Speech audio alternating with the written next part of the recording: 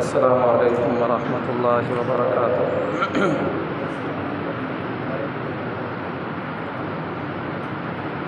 ان الحمد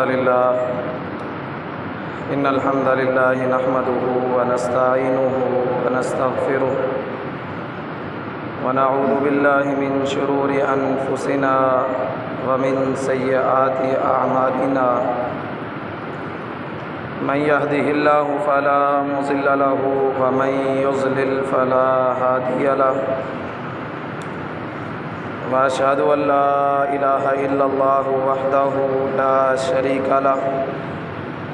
وأشهد أن محمدًا عبده ورسوله۔ يا أيها الذين آمنوا اتقوا الله حق تقاته ولا تموتن إلا وأنتم مسلمون۔ يا أيها الناس اتقوا ربكم الذي خلقكم من نفس واحدة وخلق منها زوجها وبث منهما رجالا كثيرا ونساء، واتقوا الله الذي تساءلون به والأرحام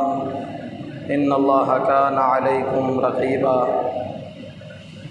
يا أيها الذين آمنوا اتقوا الله وقولوا قولا سديدا يصلح لكم أعمالكم ويغفر لكم ذنوبكم، ومن يطع الله ورسوله فقد فاز فوزا عظيما۔ أما بعد فإن خير الحديث كتاب الله، وخير الهدي هدي محمد صلى الله عليه وسلم، وشر الأمور محدثاتها، وكل محدثة بدعة،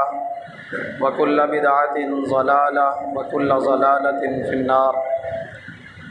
أعوذ بالله السميع العليم من الشيطان الرجيم، من همزه ونفخه ونفثه،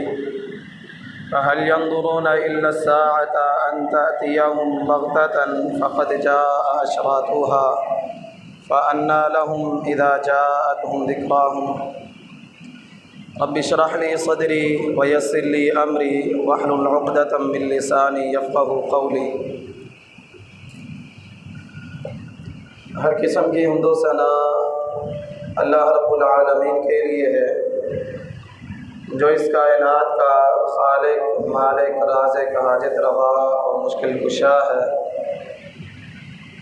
انگنت لاتعداد درود و سلام امام الانبیاء، خاتم النبیین، پیارے پیغمبر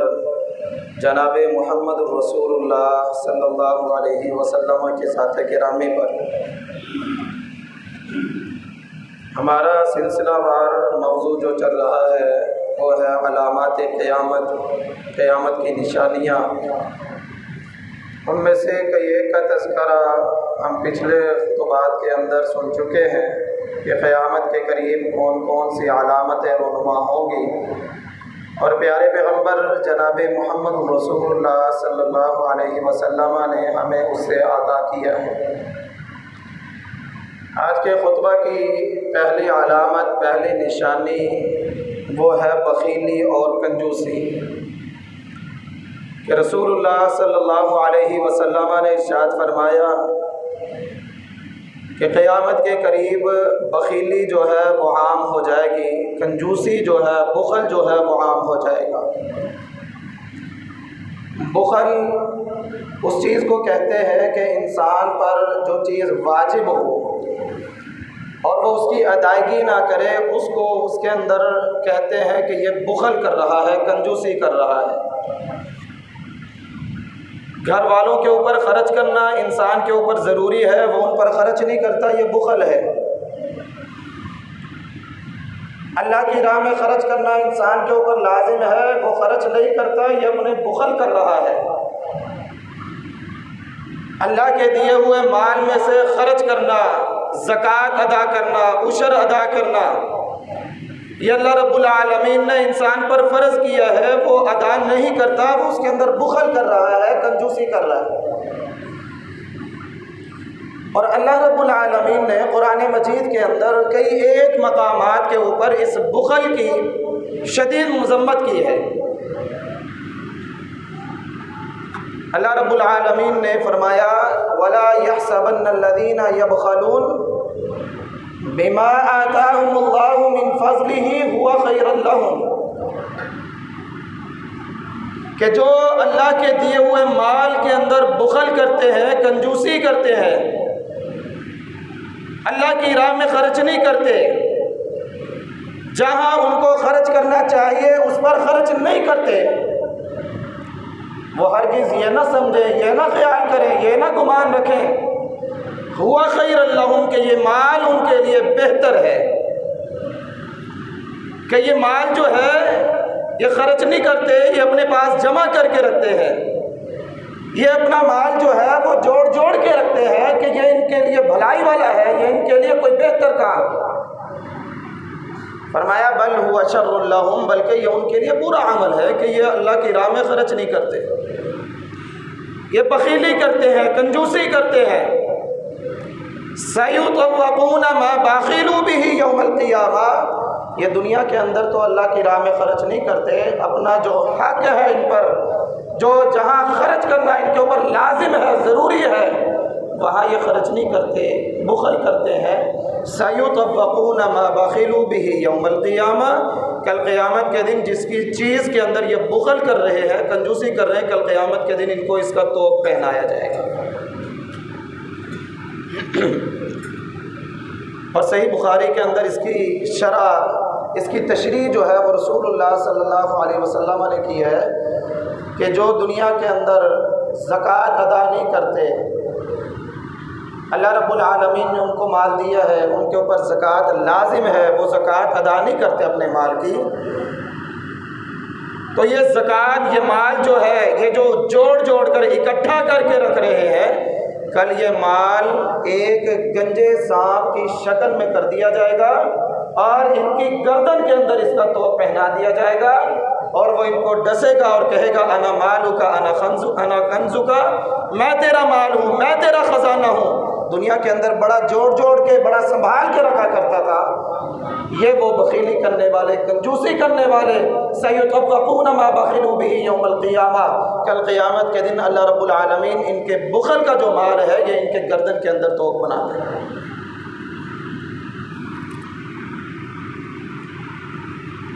ایک دوسرے مقام پر اللہ رب العالمین نے فرمایا الذین یبخلون ویأمرون الناس بالبخل،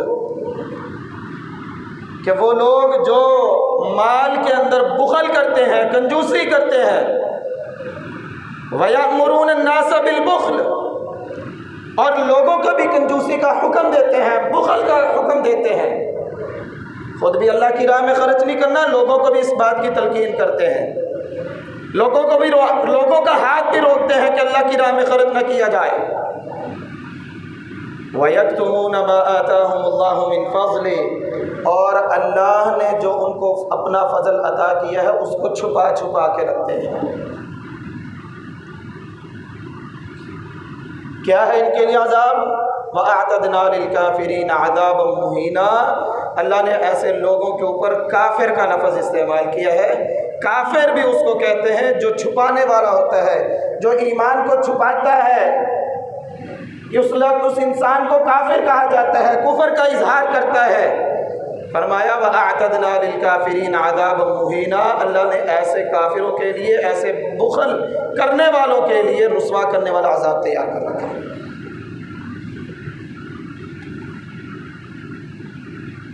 اور پیارے پیغمبر جناب محمد رسول اللہ صلی اللہ علیہ وسلم نے ارشاد فرمایا، صحیح مسلم کے اندر حدیث ہے،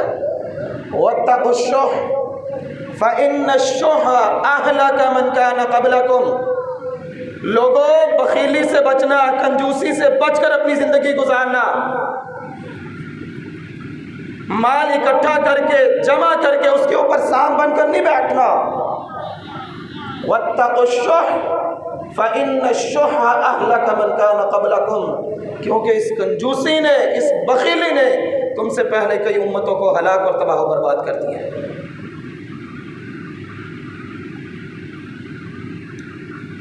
یہ تباہی کی علامت ہے۔ جو انسان بخل کرتا ہے، کنجوسی کرتا ہے، اللہ کی راہ میں خرچ نہیں کرتا، جہاں اس کو خرچ کرنا چاہیے وہاں خرچ نہیں کرتا، پیارے پیغمبر جناب محمد رسول اللہ صلی اللہ علیہ وسلم نے اسے ہلاکت اور بربادی کی علامت قرار دیا۔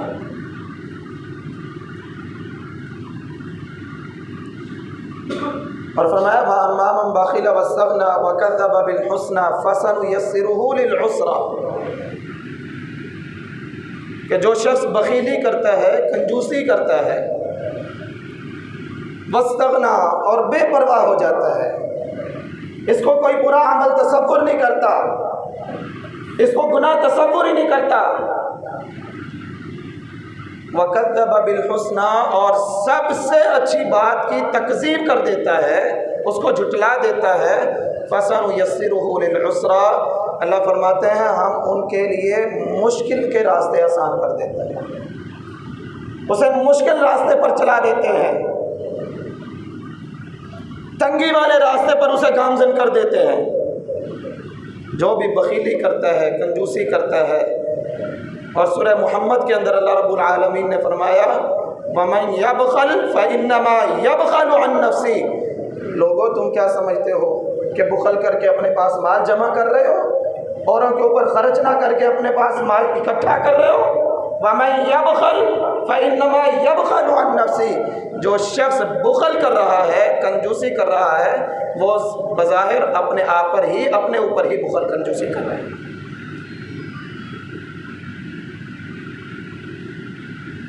تو یہ قیامت کی نشانی اللہ کے پاک پیغمبر جناب محمد رسول اللہ صلی اللہ علیہ وسلم نے ارشاد فرمایا یتقارب الزمان، زمانہ قریب ہو جائے گا، وینقص العمل، عمل بہت کم ہو جائے گا۔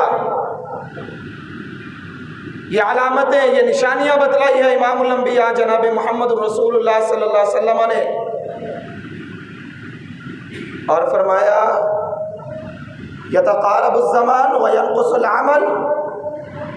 زمانہ قریب ہو جائے گا، مختصر ہو جائے گا، انسان کو وقت کا پتہ ہی نہیں چلے گا، اور علم عمل جو ہے وہ کم ہوتا چلا جائے گا، عمل کا فقدان ہو جائے گا۔ اور یہ نشانی بتلائی وَيُلْقَى الشُّحُّ، اور لوگوں کے اندر بخیلی کنجوسی جو ہے وہ ڈال دی جائے گی، یہ عام کر دی جائے گی۔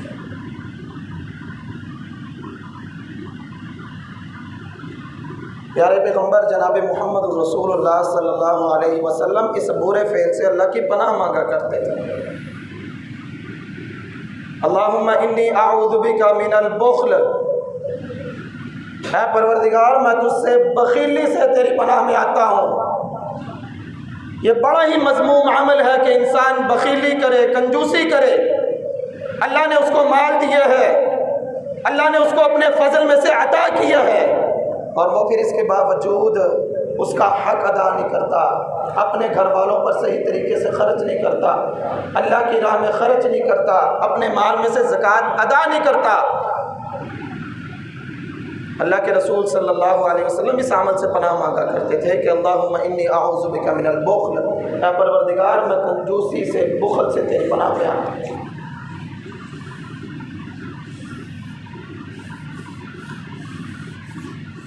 اور دوسری علامت ہے بری ہمسائیگی، کہ ہمسائے کا برا ہونا۔ ہمسائے کے متعلق ہمیں اسلام نے، شریعت نے بڑی تاکید کی ہے کہ اس کے ساتھ حسن سلوک کیا جائے، اس کے ساتھ اچھا رویہ اختیار کیا جائے۔ اللہ رب العالمین نے قرآن مجید کے اندر جہاں اپنی عبادت کا ہمیں حکم دیا ہے، جہاں والدین کے ساتھ حسن سلوک کا حکم دیا ہے، وہیں ساتھ ہی اللہ رب العالمین نے ہمیں اپنے ہمسائے کے ساتھ، اپنے پڑوسی کے ساتھ احسان کرنے کا، اچھا سلوک کرنے کا حکم دیا ہے۔ اور پیارے پیغمبر جناب محمد رسول اللہ صلی اللہ علیہ وسلم نے ارشاد فرمایا کہ جبریل علیہ السلام اکثر جب بھی میرے پاس آتے ہیں مجھے میرے پڑوسی کے متعلق ضرور وصیت کر کے جاتے ہیں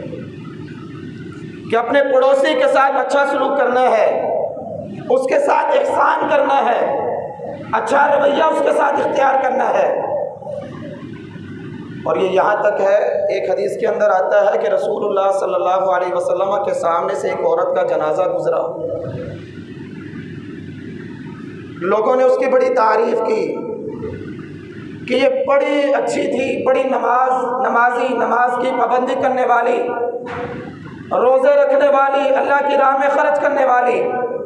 اور ساتھ ساتھ یہ نفلی نماز کی بھی بڑی اہتمام کرتی تھی، نفلی روزوں کا بھی بڑی اہتمام، نفلی صدقے کا بھی بڑا اہتمام۔ لیکن اس کے اندر ایک خامی تھی، ایک غلطی تھی کہ اس کا پڑوسی جو تھا اس سے ناخوش تھا، اس کا پڑوسی اس سے خوش نہیں تھا، اس سے تنگ تھا۔ ویسے بڑی عبادت گزار، بڑی متقی، بڑی پرہیزگار،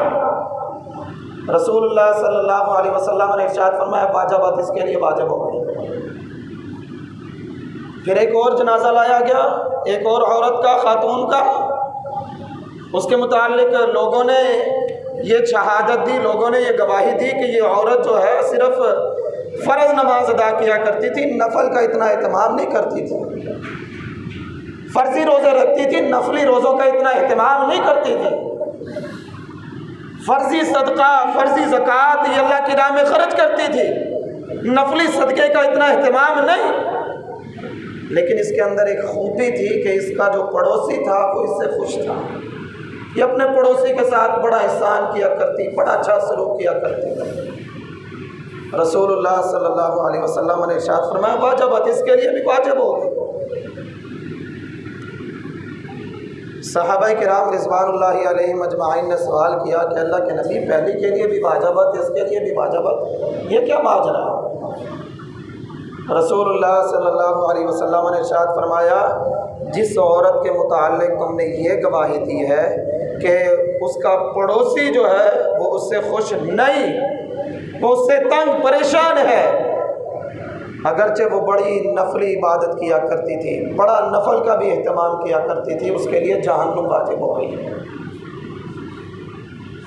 اور جس عورت کے متعلق تم نے یہ گواہی دی ہے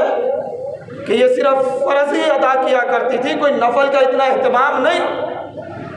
لیکن اس کا پڑوسی جو تھا وہ اس سے خوش تھا، اس کے لیے جنت واجب ہو گئی۔ اس قدر ہمیں ہمسائے کے متعلق یہ تاکید کی گئی ہے کہ اپنے ہمسائے کا خیال رکھنا ہے، اس کے ساتھ احسان کرنا ہے۔ اور رسول اللہ صلی اللہ علیہ وسلم نے یہاں تک ارشاد فرمایا لیس المؤمن الذي يشبع وجاره جائع الى جنبه، رسول اللہ صلی اللہ علیہ وسلم نے ارشاد فرمایا وہ شخص مومن نہیں ہے کہ جو خود تو رات کو پیٹ بھر کے سویا ہے لیکن اس کے پہلو کے اندر اس کا پڑوسی بھوکا سویا ہے، اس کے ایمان کی نفی کی ہے، وہ کامل مومن نہیں ہے۔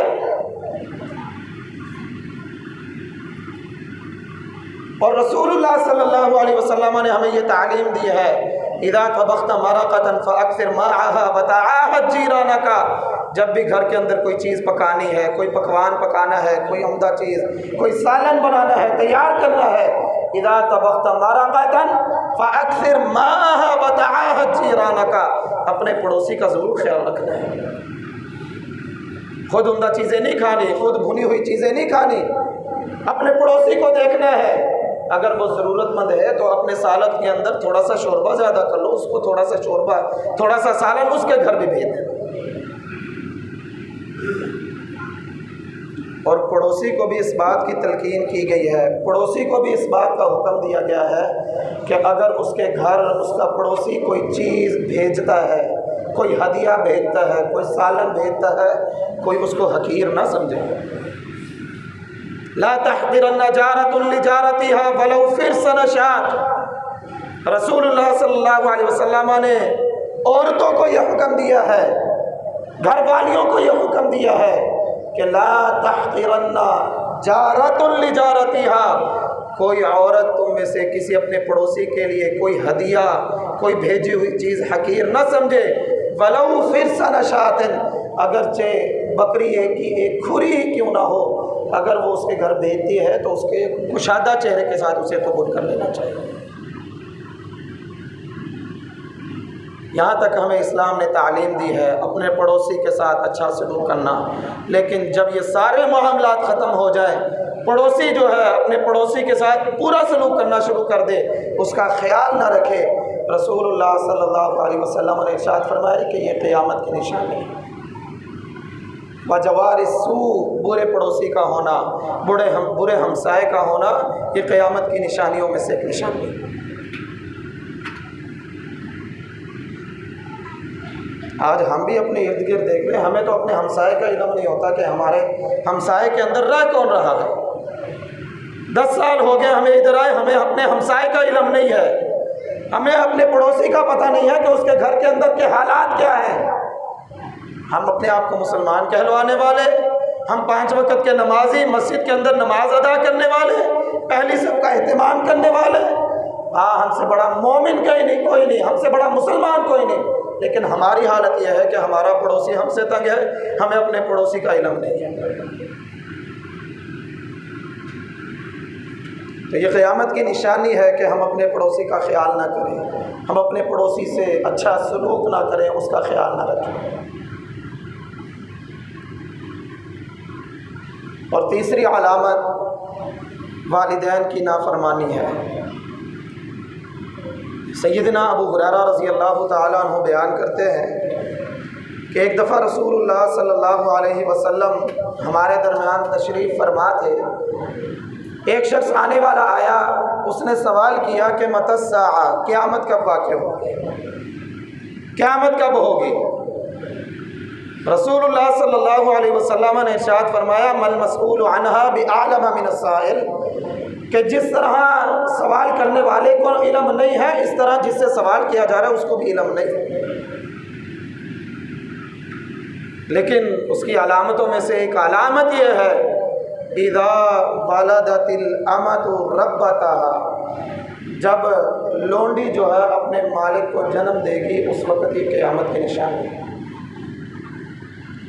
لونڈیوں کا اپنے مالک کو جنم دینا، اس کے کئی ایک مفہوم بیان کیے گئے ہیں۔ ان میں سے ایک مفہوم یہ ہے کہ اولاد جو ہے اپنی ماں کے ساتھ، اپنے والد کے ساتھ ایسا بدتر سلوک کرے گی کہ جس طرح ایک لونڈی کے ساتھ، ایک غلام کے ساتھ کیا جاتا ہے۔ نہ ان کا حکم مانا جائے گا، نہ ان کی اطاعت کی جائے گی، نہ ان کا خیال کیا جائے گا، نہ ان کی بات کو کوئی اہمیت دی جائے گی۔ جب والدین کی نافرمانی عروج پر ہوگی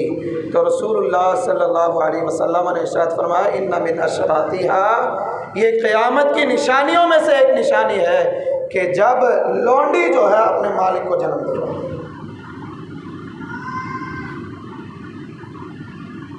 والدین کی نافرمانی، ان کا حکم نہ ماننا، ان کی بات کو اہمیت نہ دینا، یہ اس قدر بہت ہی کبیرہ گناہ ہے۔ رسول اللہ صلی اللہ علیہ وسلم نے اس شخص کو بد دعا دی ہے، اور اللہ رب العالمین نے قرآن مجید کے اندر جہاں اپنی عبادت کا تذکرہ کیا ہے، وہاں والدین کا تذکرہ کیا ہے کہ وَقَضَىٰ رَبُّكَ أَلَّا تَعْبُدُوا إِلَّا إِيَّاهُ وَبِالْوَالِدَيْنِ إِحْسَانًا، جہاں اللہ رب العالمین نے اس بات کا آرڈر دیا ہے، حکم دیا ہے کہ آپ کے رب کا یہ حکم ہے کہ اس کی عبادت کی جائے، اس کے ساتھ کسی کو شریک نہ بنایا جائے، وہیں آپ کے رب کا یہ حکم بھی ہے کہ وَبِالْوَالِدَيْنِ إِحْسَانًا، والدین کے ساتھ اچھا سلوک کیا جائے۔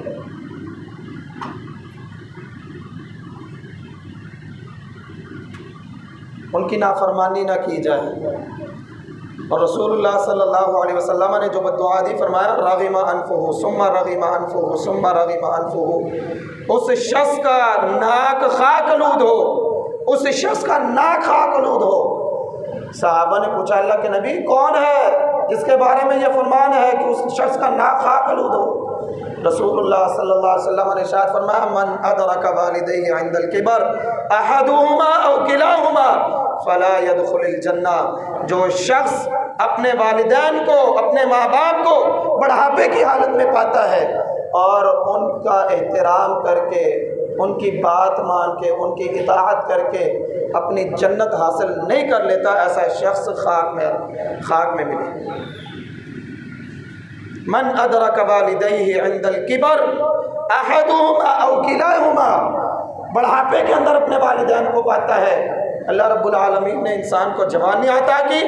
اس کے والدین بڑھاپے کے اندر پہنچ گئے ہیں، اب ماں باپ کو سہارے کی ضرورت ہے، یہ ان کا سہارا نہیں بنتا، یہ ان کا خیال نہیں رکھتا۔ فرمایا جو شخص اپنے والدین کو بڑھاپے کی حالت میں پا لیتا ہے، دونوں کو پالے یا دونوں میں سے کسی ایک کو پالے اور ان کی اطاعت کر کے جنت میں نہ داخل ہو سکے، ایسا شخص خاک میں ملے۔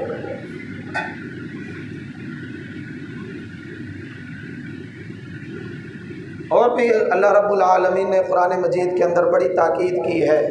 رسول اللہ صلی اللہ علیہ وسلم نے ہمیں ڈرایا ہے کہ والدین کی نافرمانی سے بچا جائے، اور یہاں تک کہا کہ الوالد اوسط ابواب من ابواب الجنہ، باپ کے متعلق یہ کہا ہے کہ باپ جو ہے یہ جنت کے دروازوں میں سے ایک درمیانہ دروازہ ہے۔ اب انسان کے ہاتھ میں ہے اس دروازے کو توڑ دے یا اس کو سنبھال کے رکھے۔ توڑے گا تو پھر اس میں داخل نہیں ہو سکے گا، ان کی نافرمانی کرے گا، ان کی بات نہیں مانے گا، ان کا خیال نہیں رکھے گا، تو وہ اس جنت کے اندر کیسے داخل ہو؟ تو یہ رسول اللہ صلی اللہ علیہ وسلم نے قیامت کی علامت، قیامت کی نشانی بتلائی ہے کہ اذا ولدت الامۃ ربتها، جب مالک جو ہے، جب لونڈی اپنے مالک کو جنم دے گی تو یہ قیامت کی نشانیوں میں سے ایک نشانی ہے۔ تو یہ جو نشانیاں ہمیں بتلائی گئی ہے یہ ہم روز بروز پوری ہوتی دیکھ رہے ہیں۔ ماحول اور معاشرے کے اندر ہم اپنے آس پڑوس کے اندر نظر دوڑائیں تو یہ نشانیاں ان میں سے اکثر جو ہے وہ پوری ہوتی نظر آتی ہیں، لیکن اس کے باوجود ہم اپنی تیاری کر نہیں رہے، ہم اپنا دھیان نہیں کر رہے کہ ہم کس راستے پر چل رہے ہیں۔ اس کے باوجود ہم اپنی آخرت کو، اپنی موت کو یاد نہیں کرتے کہ ہم نے اب ہماری موت جو ہے وہ بالکل قریب ہے۔ اللہ رب العالمین سے دعا ہے کہ اللہ رب العالمین ہمیں جو بھی اپنا جو نیک عمل ہے اس کو کرنے کی توفیق عطا فرمائے، اور جو اپنی نافرمانی ہے، جو اللہ رب العالمین کو ناراض کرنے والا عمل ہے، اللہ رب العالمین ہمیں اپنے ہر اس نافرمانی سے بچنے کی توفیق عطا فرمائے۔ وما توفیقی الا باللہ۔